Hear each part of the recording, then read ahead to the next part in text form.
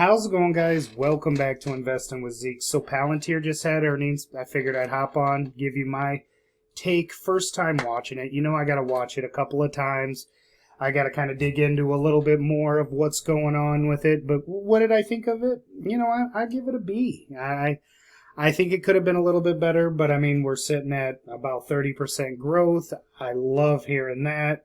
You know, I just am waiting for that breakout time, which I definitely think Palantir is going to have. As you can see, you know, we're killing it up all time over 175%.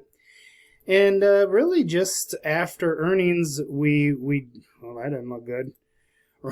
We're up 10%, all right? We're up 10%, which that's fine. I understand people look at this company as maybe being a little bit overvalued, but not really. I think I can make a case why this is really the next NVIDIA type stock. Why?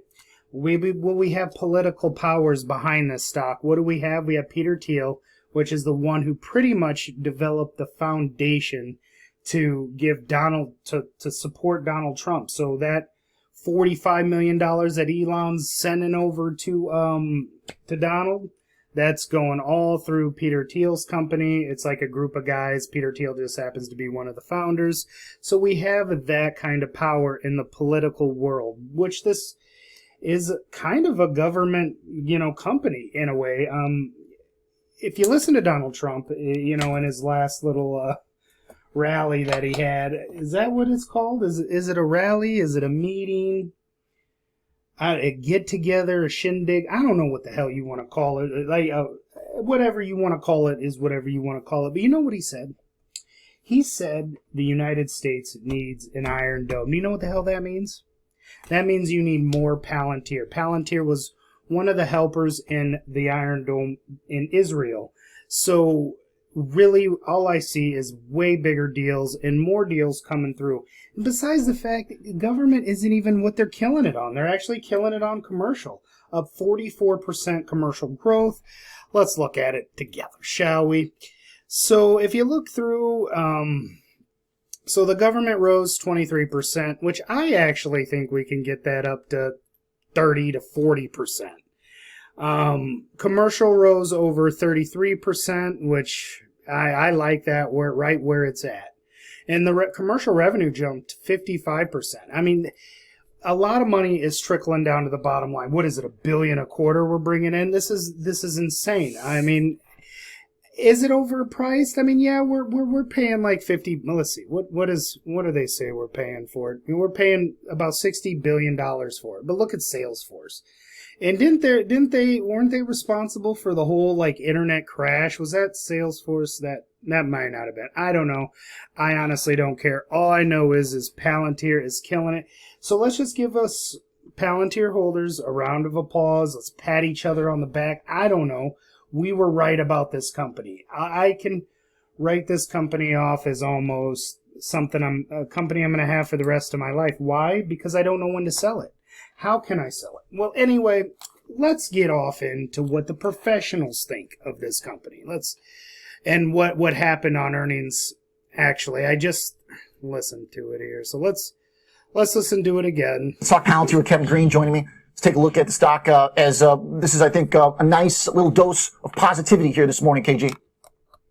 Yeah, we're seeing a nice little pop to the upside here. Obviously, we just opened, but trading around 12% since the close of yesterday. And they did have a really good earnings announcement, not only just for the numbers that were reported for the quarter, but also the guidance. They actually had revenue coming in at $678 million. That's around a 27% increase on a year-over-year basis. That beat the street's estimates of $653 million. And then the adjusted earnings per share came in at 9 cents, beating the street's expectations of 8 cents per share. But once again, kind of focusing on the commercial revenue. And this is really where the optimism is coming from when it comes to the stock. They have been relying on government revenue or government contracts, but they have been making the shift over the last couple of quarters, and we are seeing some green shoots there, to say the least. The commercial revenue came in at $307 million, up around 33% on a year-over-year basis, beating the street's expectations by $1 million.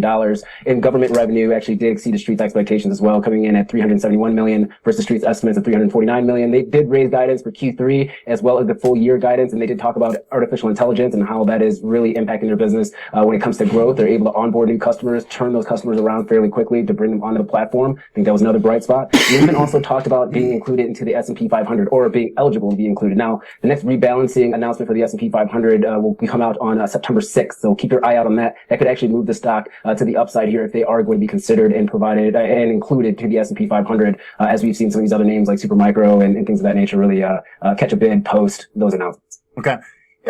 Putting the highs, back into play here. It's a pretty big move to be able to get a double-digit rip like this, on a stock that trades at as lofty a valuation as it does. I really think that this is a much needed bounce. So look, does Palantir move the market the way an Nvidia or Microsoft does? No, but thing trades at 75 times forward. So if we have the capacity to swoop in and buy the dip on this, it feels like it puts anything into the a realm of play here in that.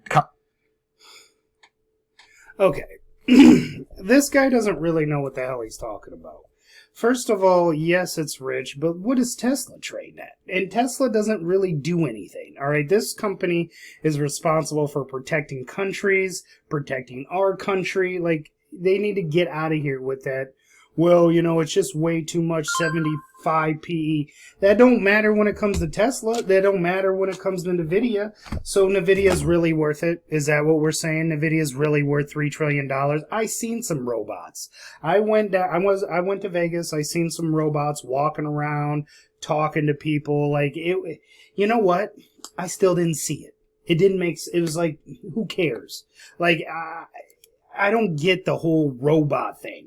All right, I know that's not all NVIDIA does, but it's a complete cycle, something that's developed that's practically ran off a political. I mean, it has a whole bunch of politicians in it designing chips that are made in Taiwan. But you're telling me that that's worth $2.5 trillion? Tesla sells 15 cars. You're telling me that they're worth more than all, they sell about as many cars, probably as many cars as Mazda does. And you're trying to tell me that Tesla's worth more than all the car companies combined? Have you ever seen, you can pull a Tesla apart with your fingers. It's made out of plastic. Self-driving technology, guess what, guys, doesn't work. I even have proof on that. It's already been done and it's already failed, but nobody really wants to tell you that. They don't want to tell you that. They don't want to tell you. Well, let me tell you a secret, guys. So they did self-driving in Vegas, and you know what happened? I talked to about 5 Uber drivers because that's the only way to get around in that damn city. I still was putting on 25,000 steps a day. It was crazy. However, you know what? I was seeing those cars with all the whole funny panels on it. It had antennas all over it. They looked ridiculous, and I was like, oh, those are those Waymo cars, right? You look real closely. You know what you see? You see a driver. You want to know why? Because they tried it and it didn't work. Some of them were just breaking down in the middle of the road. Some of them didn't know where the hell they were going. Cops were trying to pull them over, but they didn't have a driver in it. On top of that, my bad. On top of that, you can't hold any luggage in it because it's all filled with computers and technology. So now what they had to do was, since it didn't work, they had to go put drivers in all the cars. So now they at least have something useful on the road. Why isn't nobody telling you about this? There's a big Tesla pumpers that actually live in Vegas where it failed. And they don't want to tell you nothing. Nobody wants to tell you anything. So I don't want to hear I don't want to hear this, that Palantir's overvalued when you got companies like that out here. But let's continue. Rant over. It's a tech category. It's just they might need a catalyst. And so for a lot of these earnings, they're kind of already done for the giants, obviously. But we still have a lot of cloud earnings ahead of us. And a lot of that stuff in cloud has been underperforming. So, maybe there's some hope here that we could get a little theme. And I don't know, I'm digging, KG. I would say really the bright spot here for Palantir and what you would want to see for other cloud providers that are out there, or even software as a service providers out there, is going to be the backlog of orders. Now, you continue to see a significant amount of strength there for Palantir, which kind of separates them from the rest of maybe some of the peers within this space. So I think that's going to be the ultimate driver. Now, you're talking about the stock. Obviously, yes, hitting around that $30 level is going to be a key area of resistance, and you'd like to see us power through that with a very large volume here. But once again, this is a company that has been able to overcome some of the skepticism from a lot of analysts out there over the last year, and it continues to thrive and talk about the opportunities within within their business, and especially when you're looking at military and the impacts that a lot of these geopolitical events around the world are really driving sales. And so if they're able to continue that trend, and we see some softness in some other areas when it comes to the cloud or software side of the business here, that actually could push flows to Palantir. That's why we're still seeing some optimism when it comes to analysts like Wedbush. Okay. Yeah, and there were also some concerns too. It seemed like over the last couple of quarters that maybe the government revenue was not going to be as reliable. It seems like it is, but it also seems like, that's like big chunks of sales that kind of come in pockets. It seems like they've done a pretty decent job also generating a steady stream of revenue from commercial clients as well. Is that fair to say? Yeah, so the government contracts are going to be cyclical in nature, and it also does depend on budgetary approvals and trying to get that money out. So we can kind of see really aggressive quarters like this one, where we did see a pretty decent beat when it came to the government revenues of around $30 million, give or take, $20 million, give or take. So yes, I think the investment community would like to see more of a 60-40 type of split when it comes to commercial revenue versus government revenue. And if you have that type of blend, it should smooth out the cyclicality of government spend, and then also could provide them a nice little backing when it comes to the backlog of orders too. So that's really the optimism here when it comes to the growth of the commercial business. Okay. All right. Seems pretty solid, but unfortunately we've already lost a little bit of the bid there. All right. Russell, NASDAQ trying to hold on. Who is this? This is Charles Schwab. By the way, Robin Hood's eating your lunch, Charles. Take that with you. So what I want to know more about is, which I didn't hear, is really the conversion rates on these boot camps that we got going on. I did hear in the call, we got 27 more deals. I think they're all over 10, or I think it's over $10 million per deal. I mean, we're in healthcare, AARP, so I mean, we're solid in the healthcare. And I mean, the reason why I think this, company really has that behind, has this NVIDIA factor, is because of Peter Thiel with pretty much, and when you got Peter Thiel running your whole campaign funds, so anybody who donates money, to big chunks of money to Donald Trump, it goes through the foundation that Peter Thiel set up for Donald Trump. It's very much like NVIDIA, where there's a lot of political ties to it. Not that it's right. I'm not saying that it's right, but that's why I try to stay out of politics. But we're in an election cycle here, so, I'm going to say what I'm going to say. I'm going to do what I'm going to do. That's just what it is. But I also didn't, really think too much about the S&P 500. Why haven't I? Because I'm going to hold this. I'm going to hold this for the rest of my... You know what I heard through the grapevine? Outer space. We're talking about hyperdrives. We're talking about stuff that really gets me going. So, like, I know you're not supposed to fall in love with a stock. I know you're not supposed to do that. But I'm just telling you right now that if Palantir came on to me, I'd probably be in love with it. I'm telling you, I think I'm in love with the stock. And I don't know when I can really sell it. Is it... Because, I was talking, $250 million before we found out how super... just phenomenal this company is. So I can I sell it at $250? I don't think I can. This might be a legitimate $1 trillion company.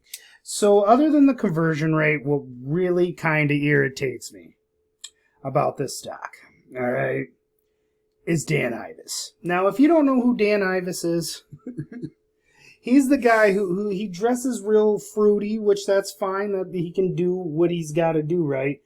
But, he's obnoxious, and he's always talking like nothing bad's ever going to happen. Tesla's going to 5 trillion, Palantir's going to 5 trillion, and really he's trying to put his stupid face on Palantir, and I hate that. I really hate that, because because when Dave Ives gets involved, it's a meme stock, or it's like Tesla, and he's never right. All right, all he says is everything's going good, and everybody's gonna buy this company, and then everybody's gonna buy small caps. The guy's a fucking idiot. I have no idea how he's even on TV. Maybe that's what you gotta be. You gotta be extreme and completely kind of batshit. But I hate the fact that we have Dan Ives back in this company. But I guess, anytime it's mentioned, it's good.